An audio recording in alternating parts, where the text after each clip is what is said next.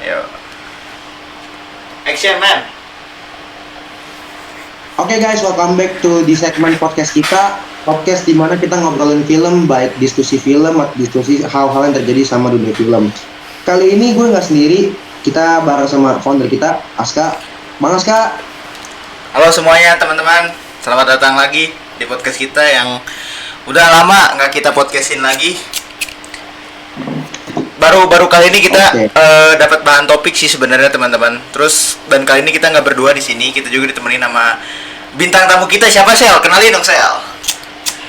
Ini dia bintang tamu yang udah sering banget bahas podcast di Instagramnya, udah sering bahas film juga di Instagramnya, dan juga salah satu sinetron aktif di kota Jakarta. Kita panggil ini dia Bang Adrian. Halo Bang Adrian. Halo. Coba Bang, coba lu diri lu sendiri, lu ini apa, Instagram lu apa, dan juga apa yang lu kontenin sih sebenarnya. Halo semuanya, thank you buat Marcel sama Aska yang udah invite gue ke podcast section ini. Halo semuanya teman-teman yang nonton juga, makasih udah dikasih kesempatan buat perkenalan. Nama gue Adrian atau di username Instagram gue Driansya. Gue sendiri sebenarnya yang freelance content creator aja sih, suka bahas film, punya akun film section namanya ngoceh.id atau ngobrolreceh.id. Boleh Itu udah harus bahas film secara profesional apa itu sama kayak namanya ngobrol receh aja, ngobrol receh yang gue tahu aja gitu. Nah, Oke. Jadi Bang Adrian ini sering banget ngobrol aja ya, baik film atau bahkan ngobrol receh aja ya. Oke. Ya, Banget nih, hari ini kita juga bakal ngobrol-ngobrol sama Bang Adrian. Jadi sebenarnya yang mau kita obrolin hari ini tuh gue mau ngebahas soal tentang topik yang sering lagi gue lihat-lihat di trending topik Twitter atau bahkan Instagram atau bahkan TikTok. Apa tuh? Jadi ini tiap gue buka sosmed itu tuh gue selalu ngelihat penggunaan AI di sosmed itu. Ini masih sosmed ya. Jadi di sosmed sekarang udah banyak kayak orang edit foto pakai AI, edit video pakai AI, gitu kan. Sampai ada titik di mana gue kaget nih. Jadi gue bangun tidur buka TikTok, gue kaget ada satu konten kreator ngeberitain kalau salah satu stasiun TV itu ngebuat sebuah series atau sinetron series itu, ya kayak gitu. Itu fully pakai AI, bahkan suaranya itu AI ya gitu. Nah, kalau menurut gue sendiri tuh waktu gue lihat berita itu dan gue udah cek kayak gue lihat kebenarannya gimana sih, itu tuh gue cukup kaget karena kita udah sampai di fase ini gitu. Karena secara tahun lalu tuh kita lihat ada animasi Jumbo di Indonesia ya kan, bahkan yang menurut gue animasi terbagus yang pernah Indonesia punya sampai saat ini ya. Dan setahun setelah Jumbo keluar, akhirnya ada salah satu stasiun TV pakai AI buat bikin animasi, bahkan sampai duber-dubernya juga itu menurut gua wah gila, mind blowing banget sih, parah mundurnya menurut gua. Nah di sini gua mau nanya nih, coba ke Bang Aska dulu, pendapatnya gimana sih sama stasiun TV yang pakai AI buat produksi mereka? pendapat gua ya, sebenarnya kalau gua sendiri, gue bicara sebagai orang yang sebagai mahasiswa film ya, karena gue juga mahasiswa film nih teman-teman. Nah, gue bakal apa ya, menurut gue AI itu adalah tempat dimana kita tuh harusnya hidup berdampingan, jujur ya. Kita nggak bisa ngelak di sini kalau misalkan AI ini udah banyak berdampak ke kehidupan kita nggak bisa ngelak lah soal itu. Dan menurut gua hal itu tuh wajar, tapi untuk hal yang membantu kita, bukan yang menggantikan kita. Sedangkan di kasus stasiun TV ini yang gue lihat itu tuh benar-benar 90% AI. Bahkan gue nggak tahu ya posternya pun mungkin AI atau enggak, cuman gue lihat teasernya, terus gue nonton teasernya, itu kayak wah, itu ibarat YouTube Short yang ada di TV gitu. Jadi menurut gue nggak banget sih, karena harusnya AI itu, gue sebagai mahasiswa film, kita sebenarnya sah-sah aja ya kita pakai AI. Gue juga kadang pakai AI kok di film-film gue yang misalkan kekurangan establish shot. Di situ gue pakai AI buat nambahin establish shot gitu. Tapi itu tuh sekadar establish shot, dan di situ pun gue edit lagi. gue edit lagi kayak suaranya gue samain, warnanya pun gue samain gitu, dan nggak bener-bener gue prom terus gue tempel di video gue, enggak gitu. Jadi harusnya stasiun TV lebih bijak lagi lah dalam menggunakan AI gitu. Iya, udah dari gue. Oke. Jadi menurut lu sebenarnya nggak apa-apa pakai AI ya, asalkan kita ini juga maksudnya kayak itu tuh membantu doang, bukan untuk menggantikan gitu. Yes, kalau menurut gue sih nggak apa-apa, tapi itu ya porsinya. Nah kalau Oke. Nah kalau dari Bang Adrian sendiri gimana Bang? Kalau dari gue sih sebenarnya hampir semua jawaban yang pengen gue keluarin udah diwakilin sama Aska ya. Tapi mungkin buat melengkapin ya, karena di beberapa sentence atau kalimat perihal AI itu tuh ada satu kalimat yang pernah gue kutip perihal peran AI di dunia apapun yang berbau teknologi, termasuk kreatif agency. Ya, let's say perfilman yang kalau yang kita bahas sekarang. Nah, kalau menurut gua, tapi bukan menurut gua sih, ini gua ngutip kata-kata orang doang. Cuma gua lupa orangnya siapa karena udah beberapa video tentang press conference AI gua tonton banyak banget. Ya mostly sih bener sama yang kayak Aska bilang, AI untuk improve itu nggak apa-apa. Tapi kalau AI untuk menggantikan, tapi kan kita di sini bahas masalah perfilman atau creative things-nya ya, atau creative stuff-nya ya. Nah, dengan adanya AI yang menggantikan keseluruhan, bahkan kalau dibilang skalanya 90%, menurut gue nggak setuju, karena kayaknya hampir 100 deh. Karena dari case-nya tidak ada, voice actor-nya tidak ada, bahkan gue bisa 100% guarantee itu desain poster, kostum wardrobe itu udah nggak ada semua. Iya. Pasti udah full organized by AI. Nah, maksudnya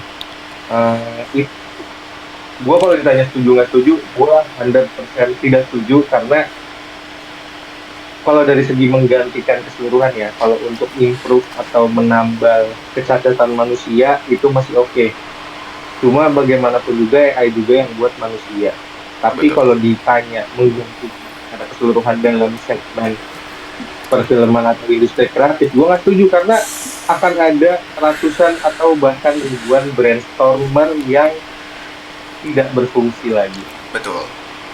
Karena gimana pun juga idea core AI juga yang buat manusia.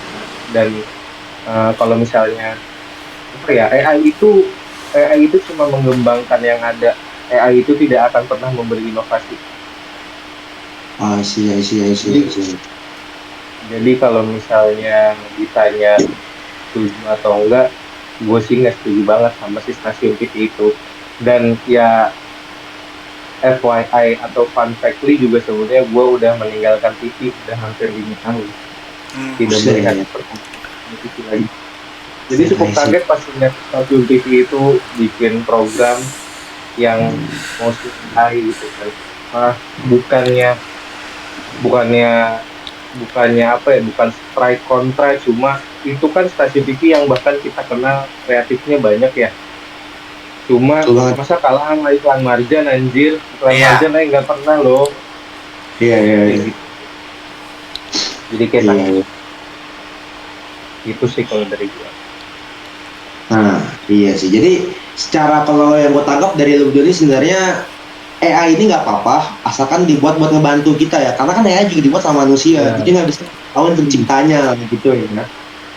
Betul. Nah, sih. Karena menurut gue sendiri, tadi yang gue bold dari kata-katanya Bang Adrian yang bilang AI ini nggak bisa ngelampauin apa yang udah dibuat manusia, karena itu juga buatan manusia. Itu gue setuju banget.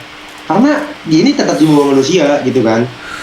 Tapi malah menurut gua kalau kita terus gimana ya bahasnya, kalau kita terus-terusan 100% percaya ke AI, mengharapin ke AI 100% gitu dan ngandelin manusia, itu bakal bisa bikin AI, itu baru bisa bikin AI ngelampauin manusia.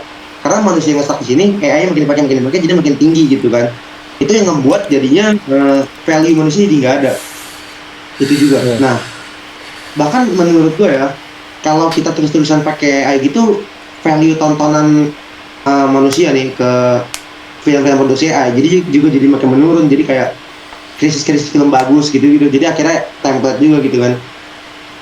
Nah kalau mau menurut lu berdua nih, sebenarnya itu berpengaruh gak ke value tontonan yang gue bilang tadi, kayak terus sama kayak AI yang makin berkembang, manusia makin terbelakang, dan ntar value tontonan manusianya juga tuh jadinya menurun juga gitu. Nah, dari Bang Asa sendiri setuju gak sih sebagai mahasiswa perfilman? Kalau dari gue ya, sebenarnya setuju. Sebenarnya gue setuju. Kalau misalkan hal itu bisa aja terjadi. Cuman dari beberapa, kita ambil study case Jumbo deh. Kenapa Jumbo bisa jadi animasi terlaris di Indonesia gitu kan? Karena audiensnya pun menikmati itu. Sedangkan kita lanjut ke stasiun TV tadi, menurut gua nggak akan ada orang-orang yang bisa menikmati itu kecuali anak kecil. Kecuali anak kecil ya. Kalau target pasarnya anak kecil, mungkin iya. Tapi menurut gua anak kecil pun sekarang jarang ada yang nonton TV. Mereka tuh lebih sering pakai gadget mereka. Makanya konten-konten animasi AI itu tuh ada di YouTube Short atau reels yang buat anak-anak gitu, yang ditarget pasarkan ya itu untuk anak-anak. Sedangkan kan stasiun TV itu kita bisa bilang ya itu untuk orang tua sebenarnya. Karena gue bisa jamin di antara kita bertiga ini pasti kita bertiga pun udah jarang banget nonton TV gitu kan, ya kan? Gua belum pernah main. Tuh. Jadi menurut gua bakal berpengaruh ya, tapi mungkin dalam jangka waktu yang cukup lama karena yang disuapin sama mereka ini adalah anak-anak penerus kita gitu. Sedangkan kita sendiri di sini, kita sendiri mah ya udah punya standar kita sendiri gitu. Bahkan jangankan animasi deh, film-film yang dulunya mentingin quantity, horor yang sekedar bikin, sekarang tuh bisa kalah sama film agak lain yang dimana bikinnya tuh niat gitu. Jadi justru sekarang tuh value penonton itu tuh didoktrin sama film-film yang kualitasnya tinggi. Udah banyak loh di tahun kemarin, misalkan Sore, terus ada agak lain, banyak gitu maksud gua. Jadi cara untuk kita menghindari hal seperti itu adalah ya kita juga sebagai orang-orang yang waras ya, kita memberikan tontonan-tontonan yang berkualitas gitu. Kita bukti ini kalau misalkan kualitas tuh kunci dari semuanya lah gitu. Kalau dari lu Bang Adrian gimana Bang? Berpengaruh nggak ke value tontonan berikutnya?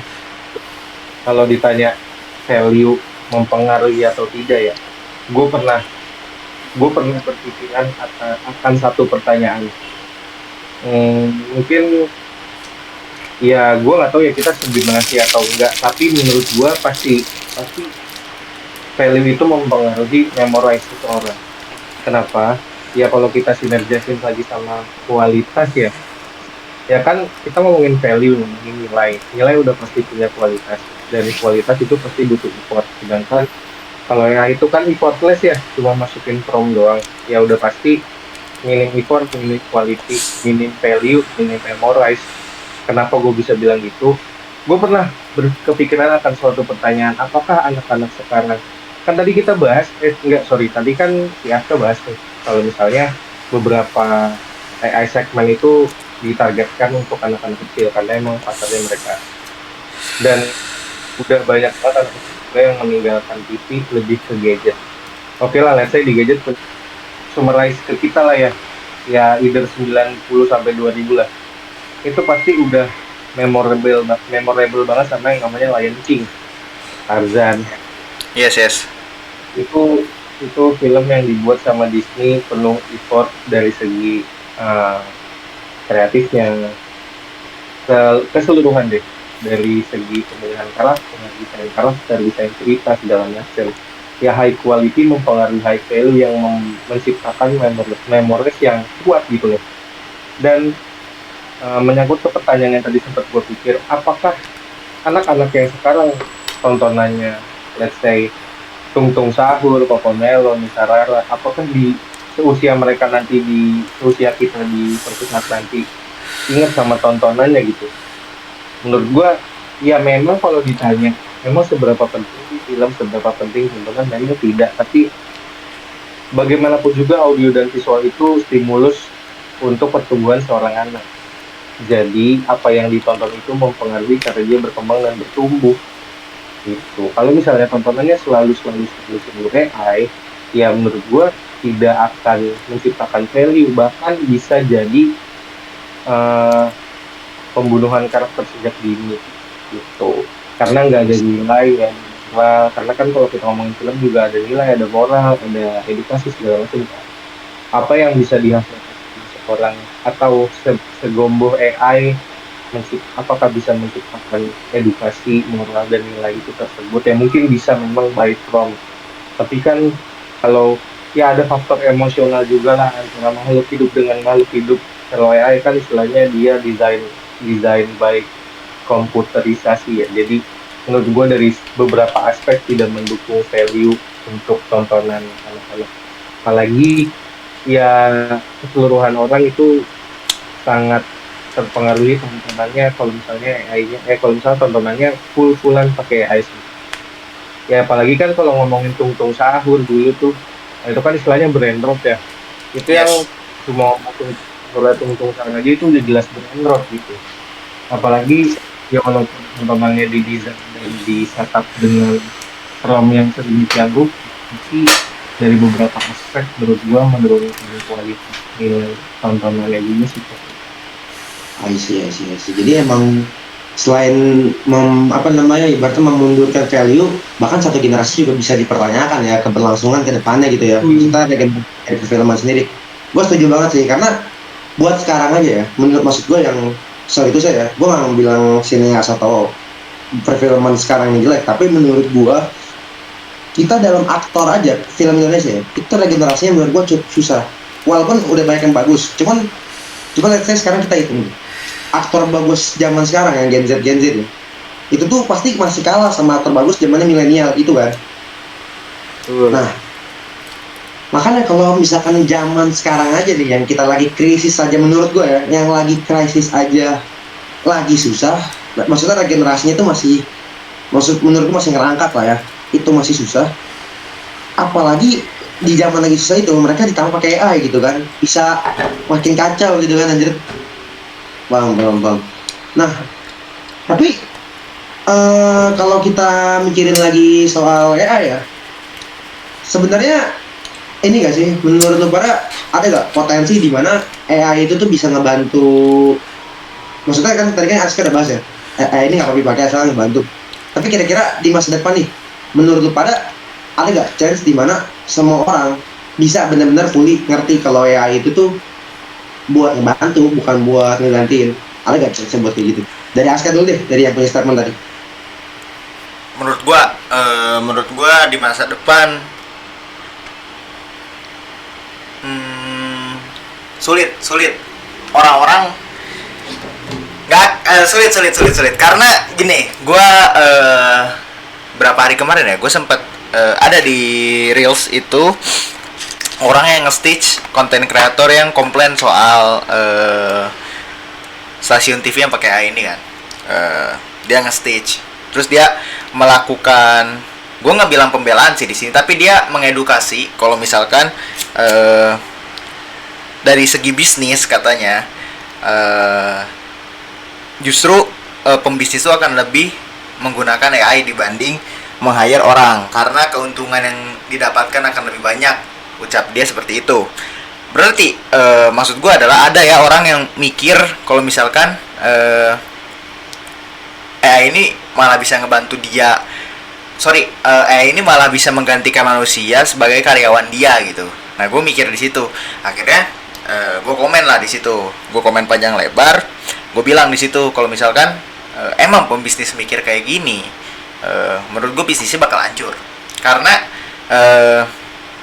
sekali lagi ya, poinnya adalah AI ini nggak akan bisa ngelampauin kita karena ada satu hal yang AI itu nggak punya di kita. Mungkin ya itu bisa bikin kayak animasi yang kita sendiri nggak bisa bikin sebenarnya ya kan. Kita bukan anak animasi lah di sini, kita nggak akan bisa bikin animasi, tapi AI bisa bikin itu. Dan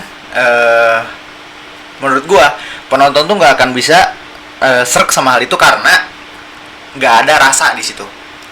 bakal datar aja di situ tuh. Beda sama Jumbo, ya kan? Kalau Jumbo tuh bener-bener dibikin sama manusia yang berapa ratus orang itu gue lupa. Di situ tuh bener-bener pakai rasa di situ, bahkan kelihatan natural banget dari segi rambut, pergerakan, dan itu yang bikin penonton tuh kayak anjing gitu kan, merasakan hal itu gitu. Jadi sendiri sebenarnya tidak akan bisa unggul dalam hal itu. Tapi balik lagi ke pertanyaan Marcel ya, soal apakah di masa depan semua orang akan mengerti kalau misalkan AI ini adalah pembantu kita. Menurut gua enggak, karena sekarang aja ada pembisnis yang mikir kayak gitu loh gitu. Dan itu tuh pembisnis ya, orang dewasa. Itu bukan anak kecil, bukan mahasiswa, benar-benar orang dewasa. Jadi menurut gua bakal sulit gitu. I see. Tapi gue setuju juga sih sama lu Bang. Jadi kayak waktu gue nonton Jumbo ya, sejujurnya gue nangis karena ada beberapa part yang gue ngerasa tuh gue relate. Dan salutnya lagi, itu kan balik lagi ceritanya ditulis sama manusia kan. Jadi manusia itu punya perasaan kayak ini, maksudnya kayak ceritanya menyentuh lah ke kita gitu kan. Jadi kayak ada rasanya gitu di situ ya. Jadi nggak cuma flat hadir sebagai animasi kosong doang gitu kan. Betul. Iya. Nah gimana kalau menurut Bang Adrian gimana Bang?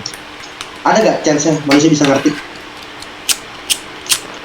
Gue sih mikirnya ya, you can control yourself, you cannot control the others. Gue dalam impact, gue tetap jaga kelas gue agar tidak pergi ke pasar. Gue tetap standby di kelas agar tidak pergi ke pasar.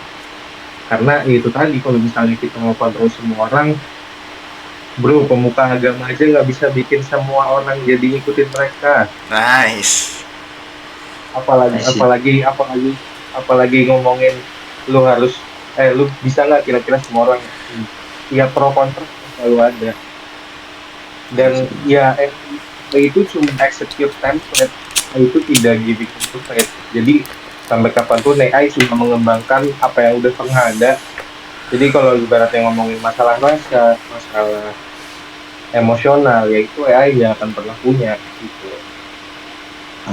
Itu sih. Jadi kalau ditanya orang, bisa nggak orang percaya atau apa gitu, ya pro kontra akan selalu ada. Muka agama aja nggak bisa bikin semua orang ikut agama yang dia kemukakan kok. Asli, keren. Jadi emang kita nih mungkin bisa ya, mungkin beberapa dari kita atau mungkin orang-orang terdekat kita masih bisa mikir kalau AI ini cuma buat bantu, bukan buat gantiin gitu. Tapi belum tentu orang di dunia bisa mikir yang sama kayak kita gitu ya. Tapi kalau gitu gue jadi kepikiran deh. Sumpah ini asli, gue tiba-tiba kepikiran. Misalkan nih di masa depan, kalian bisa milih, kalian bisa nonton masa depan. Kalian lebih pilih mana? Kalau di masa depan itu penuh film AI, tapi hasilnya lumayan bagus. Tapi ini AI ya, fully AI, atau film-film Indonesia yang secara maksudnya film Indonesia masa depan itu dibuat sama manusia, tapi sorry itu saya hasilnya kayak jelek gitu. Kalian lebih milih mana? Kalau gue sendiri, jujur ya, gue lebih pilih film manusia tapi jelek. Karena kalau secara Indonesia sendiri udah pernah ngalamin fase ke-8 tahun 2011 sampai 2015an itu 16 bahkan. Itu tuh Indonesia ngalamin fase di mana bioskop Indonesia itu diisi sama film-film horor Indonesia yang ceritanya absurd. Tapi dari keabsurdan itu, dari kegoblokan itu, kita bisa ngelahirin orang-orang yang berinovasi baru. Kayak misalkan Joko Anwar lahir dengan Pengabdi Setannya yang dimana dia bertujuan buat ngedobrak perfilman horor Indonesia. Terus kita juga bisa ngelihat Angkasa Tongko yang mulai bangkit lagi tuh dengan menceritain salehnya gitu kan. Yang jadi makin banyak tuh orang-orang yang pengen bikin perlawanan sama sistem industri di film Indonesia gitu kan. Nah kalau dari kalian sendiri gimana? Kayak lebih pilih film di masa depan, film Indonesia ya ini konteksnya ya, buatan AI tapi bagus, atau film buatan manusia tapi jelek? Dari Bang Adrian dulu deh, Cinefil. Kalau pertanyaannya dari dua pernyataan itu, gue akan lebih memilih film bagus tapi yang buat AI, tapi gue tidak di dunia perfilman lagi. Oh shit, paham, keren banget. Jadi lu ya udah bagus gitu kan? Ya, little damage collateral toxicity bro. Lu ngasih hal udah merusak dan itu akan merusak keseluruhan, mending gue cabut ke tempat lain. Anjing. Tapi ya sih. At least kita masih dapat hiburannya ya. Kayak sekarang kita capek nih. Misalkan di posisi kan, di posisi. Baru gue penikmat aja. Iya. Kalau nah ini nih menarik nih. Dari Bang Aska masih perfilman gimana tuh? Itu pertanyaan buat lu banget sih. Gimana? Sebenarnya agak sulit ya buat ngejawab hal ini karena buat gua sendiri film tuh dibagi kedua tipe sebenarnya. Ada film industri, ada film festival. Nah, kita berarti bahasnya di sini adalah industri karena nggak mungkin film-film festival tuh kecuali emang ada festival film AI, kecuali ya. Wow. Kecuali udah ada, Kan ada kategori. ya kan? Kecuali udah ada festival kayak gitu. Nah, kalau gue pribadi, gue bakal milih sulit. Bentar. Masih banget gue gitu deh. Karena jujur ya, gue tuh udah mendedikasikan hidup gue untuk bener-bener masuk ke dunia film dan gue nggak punya hal lain gitu selain menjalankan hal itu. Jadi gue bingung sendiri gitu sekarang kalau misalkan ternyata hal itu tuh malah dirusak oleh AI, gue harus kemana? Jadi mau nggak mau ya, sorry nih, mau nggak mau, gue karena gue nggak punya pilihan, jadi gue pasti bakal milih film yang bagus tapi dibikin oleh AI. Asli. Tapi Kenapa? oke lah. Sorry interupsi ya. Tapi menurut gua, kalau misalnya kita flashback ke pertanyaan sebelumnya, apakah kita bisa bikin semua orang percaya kalau AI itu cuma jadi alat pembantu? Tapi kalau misalnya di statement yang barusan, kita juga nggak bisa bikin semua jadi pro AI, jadi semua film bagus karena AI. Akan ada orang yang tetap struggle kontak sama AI gitu. Pasti. Menurut gua, kalau emang majority-nya udah lebih banyak pro ke sana, gue akan mendukung film bagus tapi AI, tapi gue sebagai penonton aja, gue tidak andil di dalamnya lagi gitu. Karena memang masalah AI ini kan udah banyak ya, karena sidely gue kan logo designer juga, selain gue film tuh sidely gue logo designer juga. Gue sering ngobrol juga sama teman-teman logo masalah pertempuran AI ini gitu, AI dan perindustri kreatif secara keseluruhan di semua film doang. Bahkan udah merana logo designer, bahkan di dunia IT pun gue kan mahasiswa IT juga dulunya ya, gue ada forum yang ngobrol sama anak IT juga, bahkan sekarang codingan pun udah banyak yang di develop sama AI juga gitu. Jadi emang AI itu udah ya mostly hampir merusak dunia perdigitalisasian sih, kreatif, IT, semuanya tuh udah hampir udah disummarize semua sama AI gitu. Jadi akan ada orang yang tetap kontra menurut gue. Dan memang kalau kita bahas AI itu kan kita nggak bahas secara ketepatan sebuah karya. Tapi AI itu cuma bahas masalah kecepatan sebuah karya. Nah kalau pengusaha tadi memang ngomongin istilahnya ya, cepat produksi, cepat uang dapat, silakan pakai AI. Tapi kalau lu mau lama produksi tapi secara struggle dan stable itu lebih lama, silakan pakai manusia gitu. Wow. Gimana Bang Aska? Ada jawaban?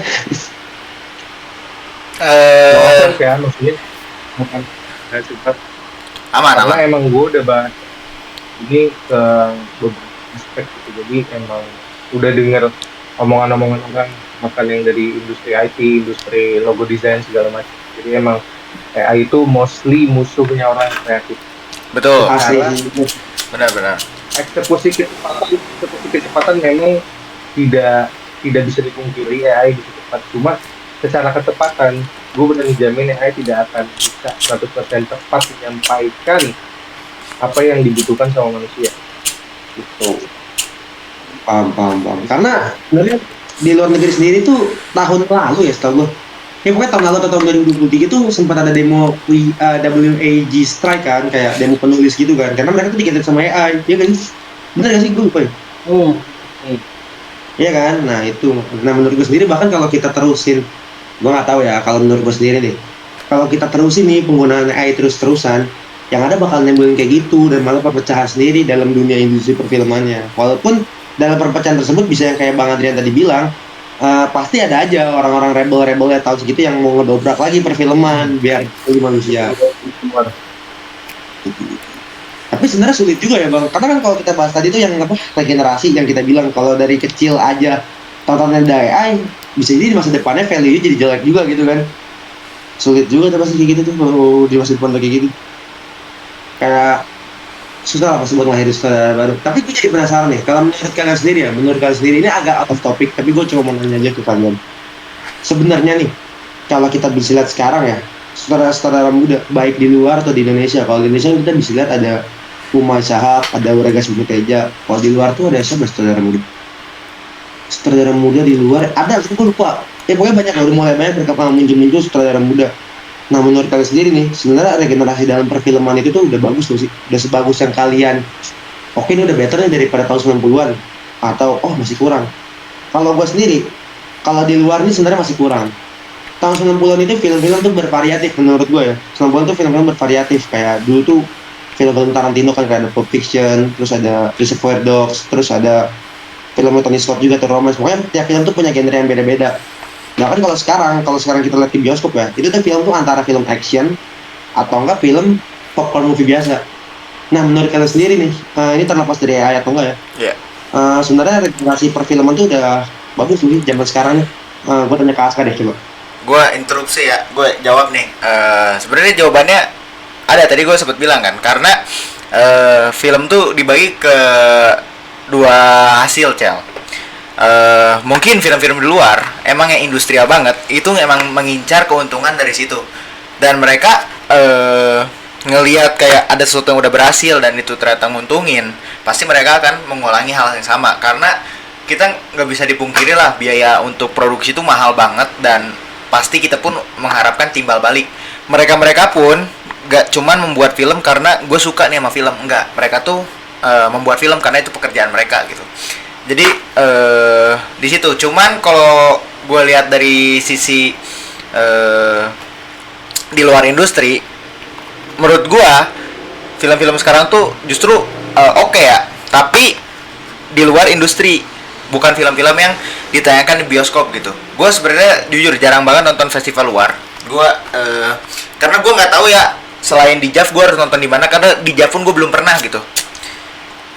Jadi gue nggak tahu, tapi beberapa film yang dalam dekade ini mungkin kita bisa sebut ada monster, ada film monster, terus ada yang dari luar itu tuh bisa dibilang bagus dibanding yang dulu. Dan di Indonesia, kalau di Indonesia gue berani bilang film-film anak muda sekarang itu pada bagus-bagus, karena dari yang gue pelajarin ya, film tuh adalah sebuah makna sebenarnya film tuh. Bahkan dari ada di film tuh ada namanya miss and scene kan. Film tuh tentang itu, tentang makna apa yang ada di dalam frame gitu. Bahkan visual pun sekarang tuh pasti berinovasi, dan inovasinya pun nggak asal. Kalau misalkan mereka tuh benar ya, inovasi itu nggak asal. Misalkan kayak ada scene yang benar-benar chaos di situ. Sekarang filmmaker tuh bakal lebih sering pakai handheld. Terus ada yang namanya sekarang tuh Dutch angle. Di situ tuh menurut gua itu inovasi yang baru dan memberikan motivasi yang kuat gitu. Cuman kalau dari segi industri kita nggak bisa menyalahkan ya kenapa film-film sekarang pada nge-copy film-film yang dulu ya, karena di situ mereka ngincer keuntungan, dan gue juga tidak menyalahkan hal itu gitu. Menurut lu sendiri sebenarnya film di bidang festival itu udah bagus ya, karena udah banyak inovasinya.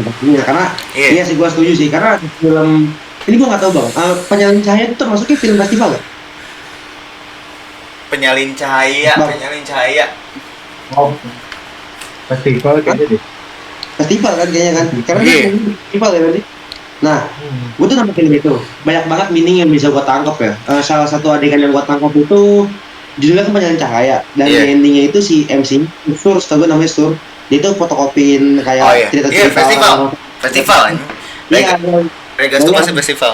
Jadi, tiap scene itu punya maknanya sendiri. Jadi kayak gua tuh nonton film itu kayak berasa dibaca puisi. Jadi tiap scene itu wah, oh ini tuh bukan cuma sekedar scene tapi ada maknanya juga gitu kan. Iya, benar-benar. Paham, paham, paham, paham. Nah kalau menurut Bang Adrian sendiri gimana? Sebenarnya regenerasi film ini baik luar mau Indonesia ya bebas lu. Udah sesuai belum sama apa yang lu mau? Sama udah ngelampauin belum regenerasi sekarang ke generasi lu menurut itu? Kalau gue sih mikirnya gini ya. Kalau misalnya tadi Aska ngomong dari dia dibagi jadi dua segmen industri atau festival, ya itu bisa dibenarkan juga. Cuma kalau gue kadang mikirnya, gue sebagai penonton atau gue sebagai Pembuat enggak, film. gue sebagai konsumen apa? Aman aman. Lanjut lanjut lanjut. Oh, Sorry sorry. kalau gue mikirnya, kalau gue mikirnya, gue sebagai konsumen atau gue sebagai produsen. Nah, kalau gue sebagai konsumen, pasti yang jelas dari segi visual dan audio dan cerita. Ya walaupun sebenarnya struktur utama film itu audio, visual, cerita juga dari situ kan. Betul. Cuma kalau misalnya dari segi produsen sudah jelas pasti gue nih, sudah jelas pasti gue ngincer pasar. Yes. So, karena kan gimana juga film itu menyampaikan visi lewat visi kan. Maksudnya film itu kan visi lu kan, tujuannya tuh mau nyampein film itu tuh mau bikin film itu tuh tujuannya apa? Nyari duit kah?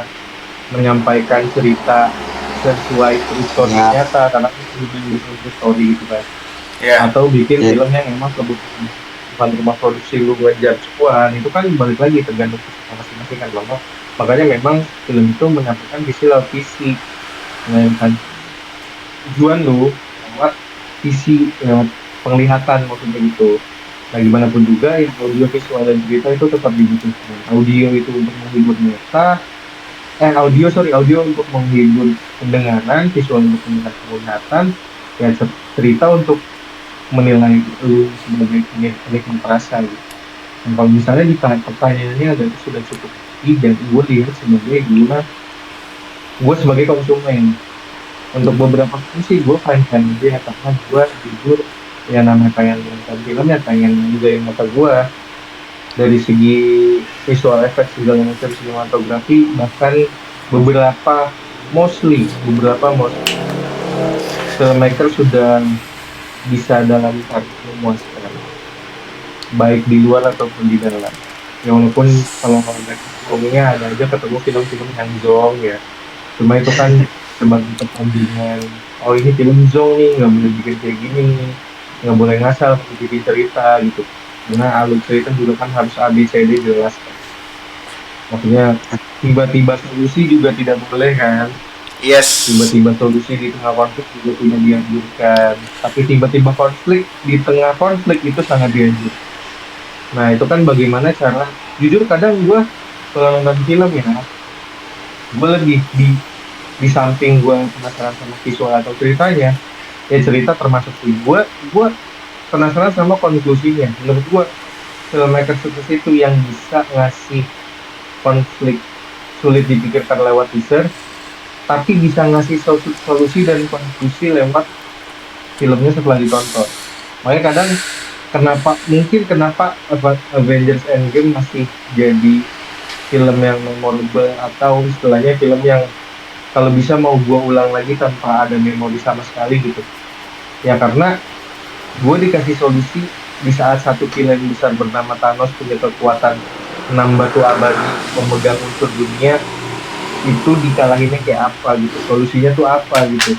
Nggak cuma asal gua ngelihat semua hero reunite gitu, karena emang yang dicari itu solusi. Kalau nonton film tuh dicari solusi, jadi kayak oh ini konfliknya besar nih dari trailer nih, ini konfliknya besar dari segi sinopsis, ya konklusinya apa sih, solusinya apa, gue dijelasin itu. Makanya kalau gue jujur gue kadang sebagai penikmat gue orang yang suka kecewa sama bagian akhirnya.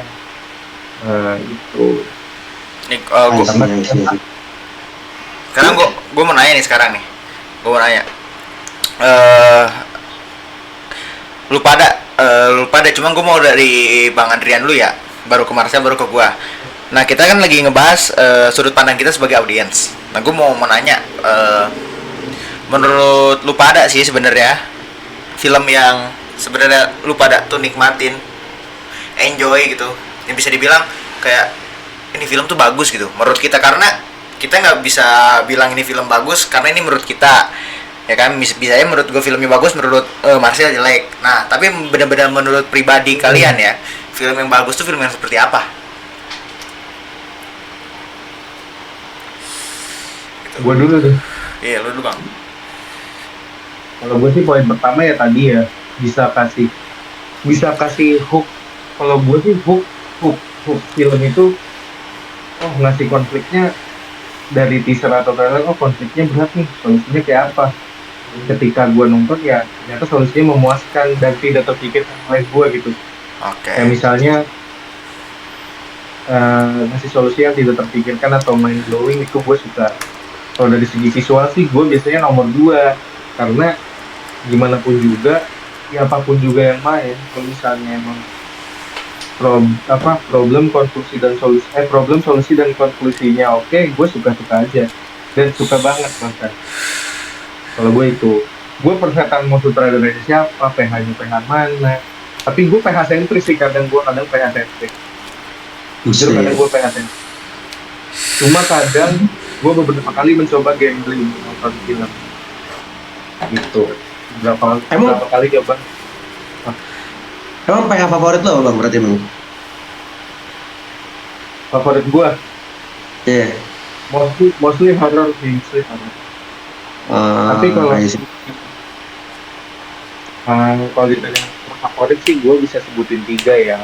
Apa aja tuh bang? Ada Don't Come Home. Dengan Don't Come Home. Oke. Series Thailand yang ada di Netflix. Itu bagus. Itu kalau kalian suka mind blow story, itu bagus. Don't Come Home, terus Good Night Mama, sama gue lupa satu lagi film apa gitu judulnya. Ini itu Vina sebelum 7 hari. apa? Itu jokes anjing, ketawa dong. Vina sebelum 7 hari. Itu bukan film anjir. Itu kumpulan short yang digabungin jadi tayangan bioskop.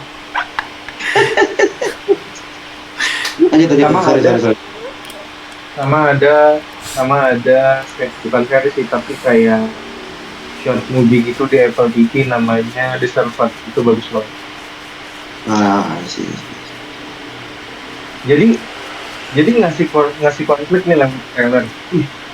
Konfliknya kayak gitu, keren nih, gimana ya cara sutradaranya bikin solusinya gitu. Dan ketika gue nonton, ternyata gue sampai kayak, lu pernah nggak sih nganga tapi dagu lu jatuh 20 cm di perbola? Iya. Sampai gitu tuh, itu gue suka. Gue emang lebih ke story centric gitu. Oke. Kalau gue, tapi kayaknya hampir semua orang suka film menikmati ceritanya sih, nggak gue doang. Kalau gue sih optimalisasinya lebih ke cerita. Kalau lu Sel? Kalau gue sendiri ya, sebenarnya gue ini ngerasa gue baru ngerti cara nonton film tuh baru sekitar setahun ini.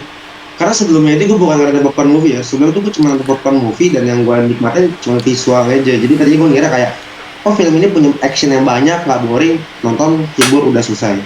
Tapi sampai akhirnya gue coba-coba nonton film-film yang mulai berat lah, kayak Interstellar, Inception gitu-gitu kan. Dan akhirnya gue nonton film judulnya The Godfather 2, and it's become my favorite movie all time sih. Karena setelah nonton film itu, secara tiba-tiba aja gue searching, bener gak sih kalau keluarga mafia Italia itu ngakuin gini-gini, tradisi itu gini-gini, dan kalau ada yang berkhianat tuh gini-gini. Dan ternyata bener. Jadi apa yang gue lupa, saudara Godfather, sorry ya gue lupa, cuman apa yang dilakuin saudara ke film itu tuh bener se-relate sama apa yang di dunia nyata tanpa menjelaskan ya. Jadi kayak ini tuh benar-benar relate keluarga mafia Italia.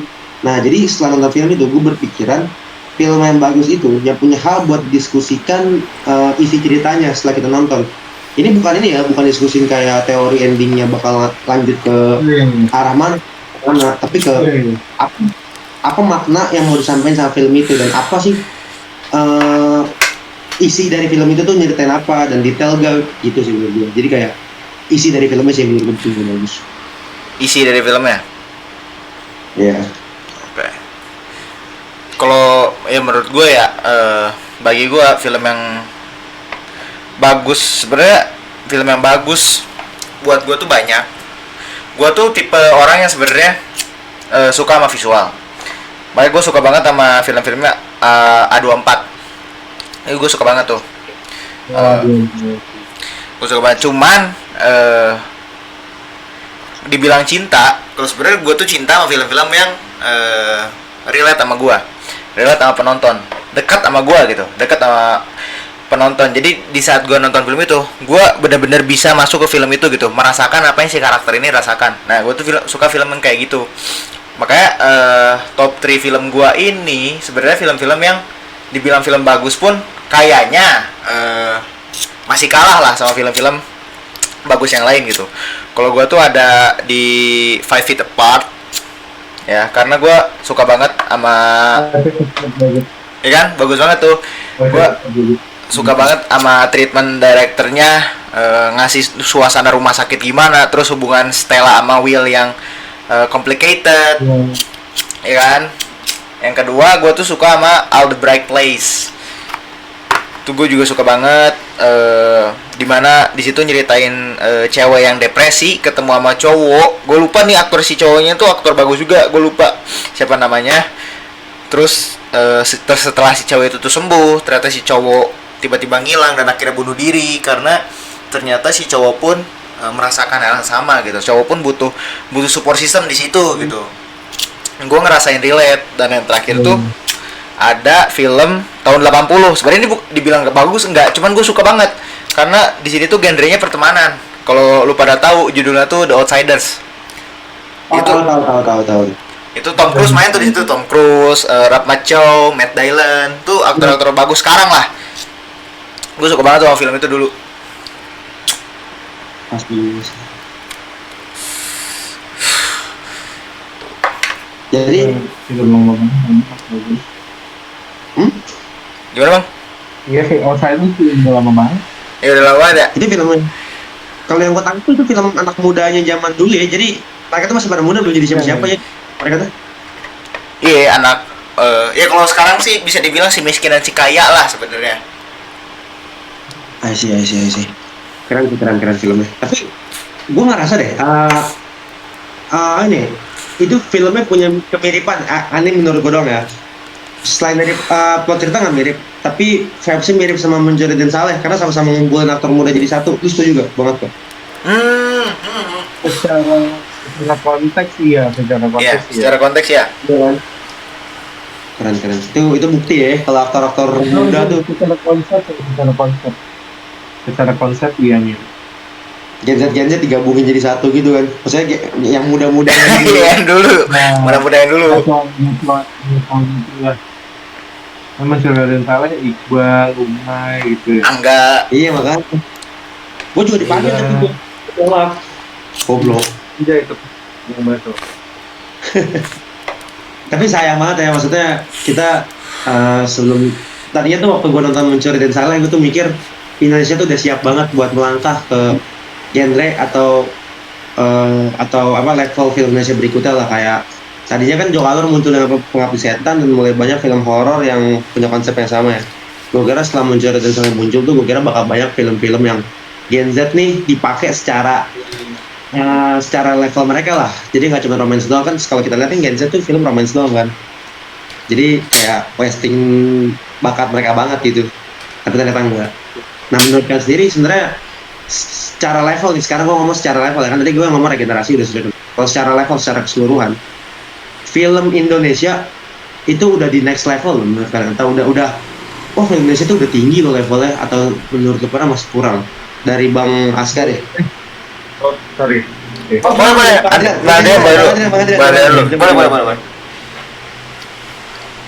Kalau tapi ini sih in my opinion ya, dibilang next level sih enggak.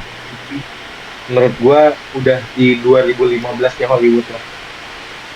Buset, gila udah setara sama Age of Ultron berarti ya.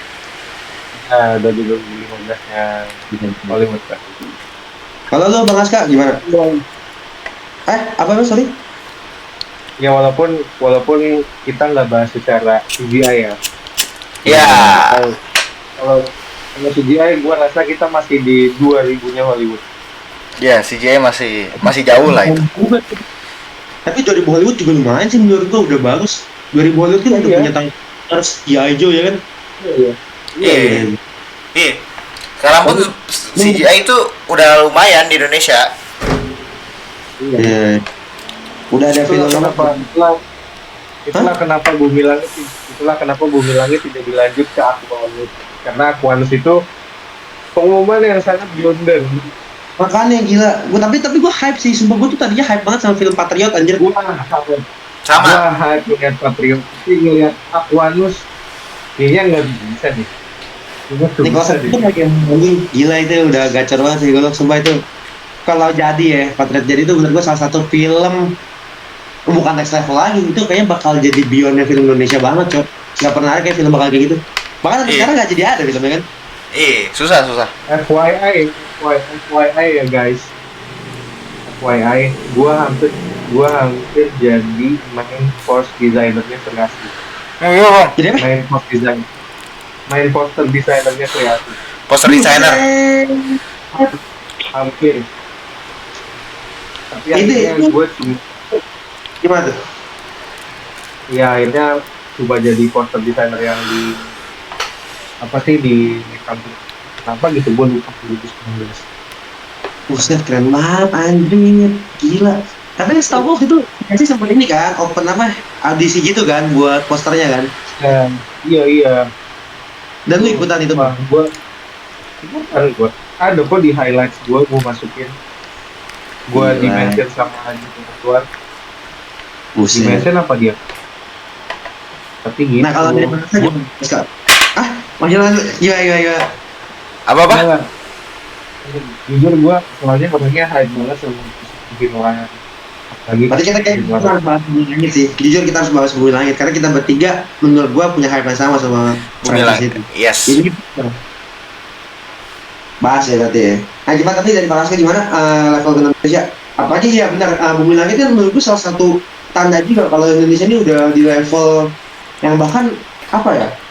Udah siap punya universe superhero-nya sendiri gitu kan. Itu udah naik level sih. Menurut lu gimana, Bang Aska? Sebenarnya ini pertanyaan ke yang mana nih? Yang Bumi Langit udah siap jadi next level di Indonesia, atau tadi tentang film Indonesia tuh udah next level? Indonesia udah next level. Maksud gua tadi Bumi Langit tuh udah nandain film Indonesia ini juga udah next level juga. Tapi lu setuju juga? Kalau film itu next level. Indonesia kan? Oh, Oh iya. Iya, Indonesia. Di Indonesia di next level sama sih, kurang lebih ya. Sebenarnya bisa dibilang kayak masterpiece-nya tuh belum. Di era prime-nya tuh belum sebenarnya. Belum, ini masih bener-bener banyak yang harus dikembangin lagi. Cuman dibilang improve dari dulu ya improve. Mereka tuh improve banget lah. Improve parah. Bahkan sekarang ya kalau gua sadar, gua tuh sadar sekarang muncul trailer-trailer film action sekarang tuh di Indonesia banyak banget. Kayak kemarin tuh gue sempet nge-share ke Marcel juga yang yang CZ itu, yang CZ gue lupa judulnya tuh ya. Yang bisa gitu ada film lift juga kan, lift. ya, yang live. Jadi kayak Indonesia sekarang tuh bakal 10 tahun ke depan kita, gue berani jamin kayaknya bakal banyak film action dibanding film horor. Anjing, amin. Gitu. Jadi menurutku sebenarnya Indonesia belum ada di peaknya. Bakal bisa lebih kembangin dari sekarang ya menurut lu ya. Bisa banget men. Amin. Tapi ya gitu, balik lagi ke topik kita di awal. Kalau misalkan sekarang aja udah mulai banyak produksi pakai AI, itu bisa jadi harapan itu pupus ya guys Bang. Kayak ngematiin generasi ke depannya. Lu setuju gak? Iya. Kalau di industri film iya, karena budget, gue sangat bisa memaklumi PH-PH independen, PH-PH yang berdiri sendiri, yang baru mulai, mereka pakai AI, mereka dibantu pakai AI. Gue masih bisa memaklumi itu. Tapi gue udah nggak bisa maklumi semisalkan Visinema dibanding memakai CGI, mereka malah milih memakai AI, itu gue udah nggak bisa maklumin. Karena nggak ada alasan mereka nggak pakai CGI gitu maksud gue. Kalau kita kan ya jelas kita keterbatasan budget gitu. Jadi ya menurut gue itu hal yang wajar dan gue mengerti akan hal itu. Cuman gue masih nggak bisa menerima kalau misalkan PH besar memilih untuk memakai AI dibanding CGI. Terus kalau misalkan mereka nge-counter kayak ya kan budget kita segini bla bla bla gitu. Terus kenapa lu pada ngedesain untuk hal itu gitu? Kenapa lu pada membuat film yang menjanjikan, yang lu pada tuh sebenarnya nggak siap, tapi ya lu pada maksain eksekusi gitu. Gitu kalau kata gue ya. Karena kemarin nih kita kemarin kan bioskop ya, ini film horor. Gua ini nggak nyangka banget. Jadi waktu gua nonton, menurut gua sebenarnya film tuh cukup simpel. Itu nyeritain tentang, gua nggak usah sebut dulu ya, takut diserang buzzer gitu. Jadi ada adegan itu cuma adegan bis doang, bis jalan kelok-kelok biasa gitu. Nah, tapi gua nggak tahu ini editan jelek atau apa, tapi gua yakin itu 100% AI anjing. Gua bilang sih pakai AI. Nah, gua tuh bingung. Kayak lu adegan bis jalan lu pakai AI bangsat. Maksud gua itu PH anjing. Apa yang jalan? Gede. Sorry, apa yang jalan tadi, Cel? Bis jalan kayak gitu. Oh, iya pakai AI, tapi pakai AI. Gila, maksud gua kayak what the fuck banget lu tuh.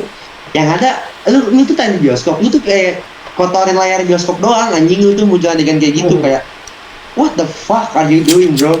Sayang banget gitu kan, maksud gua banyak banget film-film indie yang bisa tayang di bioskop yang lebih layak daripada film yang kayak gitu menurut gua. Karena emang kayak Aska bilang, maksudnya tadi kan Aska bilang cinema. Kalau gua sendiri, lu semua ini PH film bioskop, film layar lebar, industri. Lu ini kiblatnya anak-anak muda, kiblatnya kita-kita yang belum masuk ke sana. Lu itu anak kita gitu.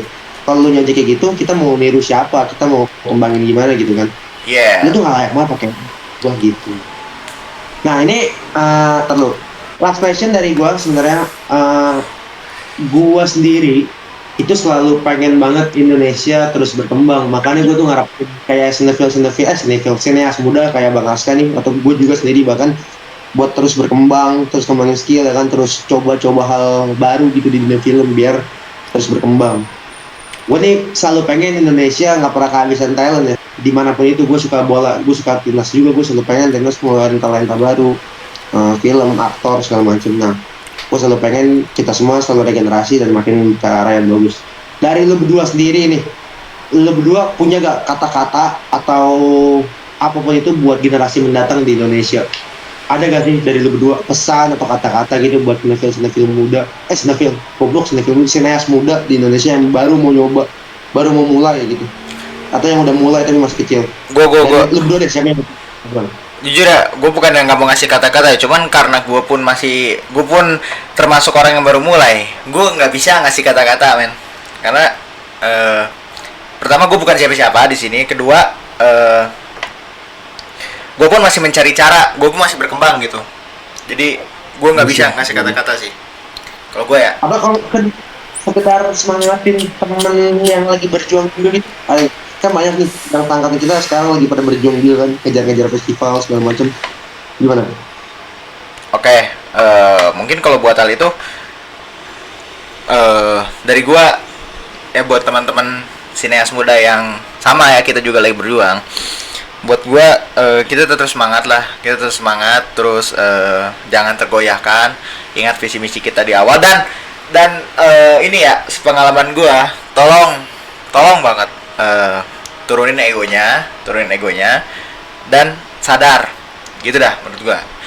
Lu sebagai director muda, lu tuh harus sadar akan cerita lu harus ngerti akan cerita lu, sadar akan kru lu juga, sadar akan diri lu sanggup atau enggak gitu. Kalau lu nggak sanggup, bukan berarti lu harus kubur mimpi lu, enggak, tapi di situ lu harus tetap kembangin diri lu tanpa lu harus ngerusak citra lu gitu. Asli. Kalau dari Bang Adrian gimana? Bang-abangan nih, ada nggak kata-kata buat sineas muda? Karena gue di sini memposisikan sebagai penikmat ya. Ya sebenarnya gue ada kalanya pengen ikut andil mengembangkan tempat. Cuma ya belum tahu dikasih gimana, tapi kalau buat yang udah di dalam, karena karena sejauh ini gue masih bisa jadi penikmat, ya keep explore, keep learning, keep stable, and, trust your sense, trust your feeling. Jangan sampai uh, bikin hal yang terlalu lebih baik berkembang dengan progres yang jelas daripada harus nyontek tapi nggak tahu materi source-nya belum apple to apple. Pasti, pasti. Oke, udah lah. Nah itu aja. Oke, jadi kayaknya itu aja ya kita obrolin tadi, mulai dari bahas AI zaman sekarang sampai ke regenerasi perfilman Indonesia keluar gitu ya. Nyambung sih, jujur topiknya nyambung banget sih, ngobrol sama kalian berdua asik banget sih. So, gue sendiri thank you banget buat Bang Adrian udah mau kita ajak ngobrol ya sore-sore kayak gini. Thank you banget guys. Tadi tuh Bang Adrian bilang pernah hampir jadi desain poster utama Sri Asih dan juga desainer juga. Jadi kalau kalian butuh desain-desain bisa langsung kontak aja tuh Bang Adrian tadi IG-nya. Thank you banget juga Bang Aska yang bakal lagi sibuk lagi ngurusin film barunya ya Bang Aska, ya kasih Bang? Iya, iya, iya. Nah lagi sibuk ngurusin film barunya dan kalian harus banget nonton film barunya nanti. Dan gue tuh salah satu orang yang udah lihat skripnya dan menurut gue tuh salah satu film pendek terbaik yang pernah gue tonton ya. Itu terbaik banget. Selain karena gue penulis ya. So thank you banget buat kalian juga yang cara nonton film ini sampai akhir. Ya kalau kalian mau berpendapat atau mau koreksi kita atau gue sebagai host di sini kurang atau gimana, silakan Yes. komentar atau punya opini sendiri, silakan komentar aja. Thank you banget, sampai jumpa di obrolan kita berikutnya. Thank you guys. Thank you guys. Thank you. Kontol.